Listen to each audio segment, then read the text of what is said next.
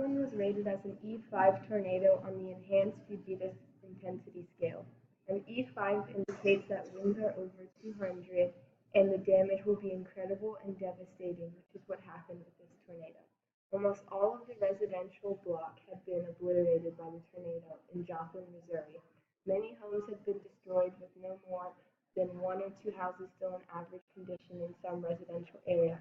You would almost always see each house in poor condition or in shambles entirely.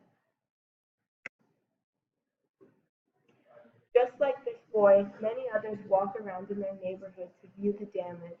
All it is seen at this point is houses, trees, and power lines in rubble.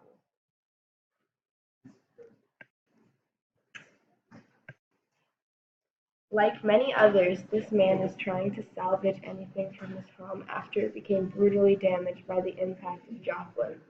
Whether it is clothes, pictures, dishware, or sentimental items, many are trying to recollect all of their important memories to try and push forward and move on from this disaster.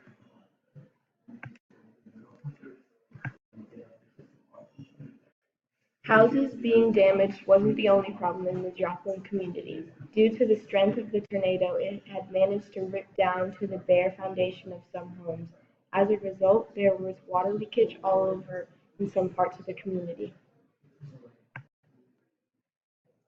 This owner of this demolished home was not home when the tornado struck. A friend stopped by to check the damage, but just like others, the Joplin tornado destroyed 4,000 homes and damaged 3,000 others, causing displacement of at least 9,200 people.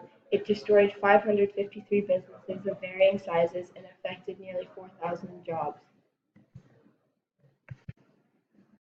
It was no surprise that the Joplin tornado was a powerful tornado. As evidence, the winds had been so strong that this car in the picture above had been lifted from the ground and crashed into one of the houses nearby, destroying it almost instantly. It was the deadliest single tornado on record in the U.S. since official records were begun in 1950. In addition, it was the costliest tornado, reaching a close cost of $3 billion in destruction. After the disaster, many people began their long process of cleaning up their homes or helping others with the process. The tornado had landed at the southwest edge of the city of Joplin, Missouri, during the evening and was half a mile wide during the time it began, and it was rated to be an EF2/an EF3 tornado. Its path over Joplin was 6 miles long, and 4 out of the 6 miles were considered to be an EF5 tornado.